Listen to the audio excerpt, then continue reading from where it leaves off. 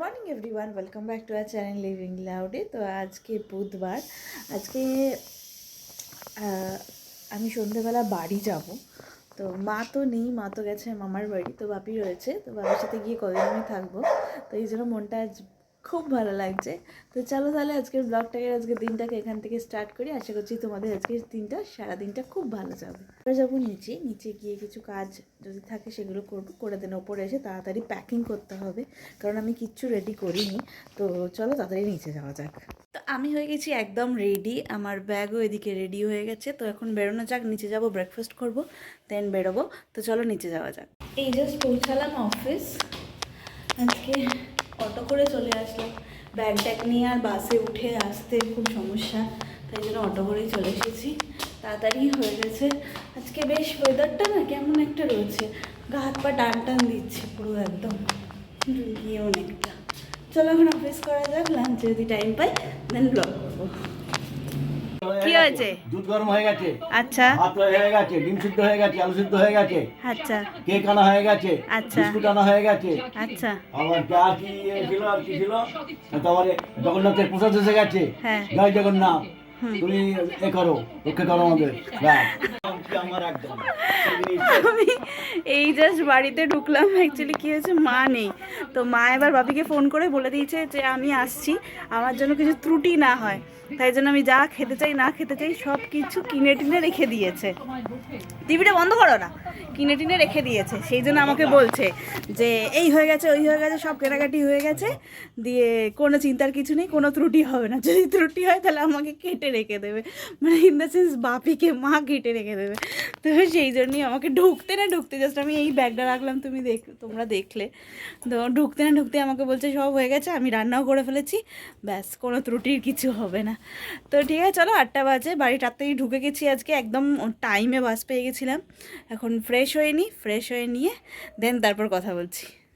তো ঘড়িতে বাজে এখন 9:30, আর এতক্ষণ বাবির সাথে গল্প করছিলাম, মায়ের সাথে কথা বললাম, ভাইয়ের সাথে ভিডিও কল করলাম। ভাই মানে আমার ছেলে ছোটো, ওর সাথে ভিডিও কল করলাম। ওর সাথে জানি না কেন কথা বললেই মন ভালো হয়ে যায়, মানে কথা ইন দ্য সেন্স ও তো কথা বলতে পারে না, এইসবে দেখে হাসে, বিভিন্ন রকম জিনিস শিখছে, সেইগুলো করে, চুপ চুপ করে এরকম। তো এগুলো দেখলেই বেশ মন ভালো হয়ে যায়। তো এতক্ষণ বাপির সাথে গল্প করছিলাম, ভাই বলে একটা স্পেশাল রাত্রিবেলা ডিনারে রয়েছে কিছু, তো সেটা কী রয়েছে সেটা তোমাদের দেখাবো, একটু পরে খেতে বসবো তখন দেখাবো। তো আমি বললাম তোমাদেরকে যে আজকে রাত্রিবেলা খাবারটা স্পেশাল রয়েছে। কারণ কেন স্পেশাল রয়েছে, আমার খুব একটা ফেভারিট খাবার হচ্ছে দুধ আলু ভাতে ভাত। সেটা মা বাপি দুজনেই জানে, আর সেটা আমি অনেক বছর মনে হয় খাইনি, এরকম ব্যাপার একটা। তো আজকে বাপি সেটা করেছে, জানে মা নেই তবুও করেছে, এটাই অনেক, মানে বাবা মারা বোঝে যে কি খেতে চায় কি খেতে চায় না মেয়ে। তো সেটার জন্য আজকে করেছে দুধ আলু ভাতে ভাত আর ডিম সেদ্ধ।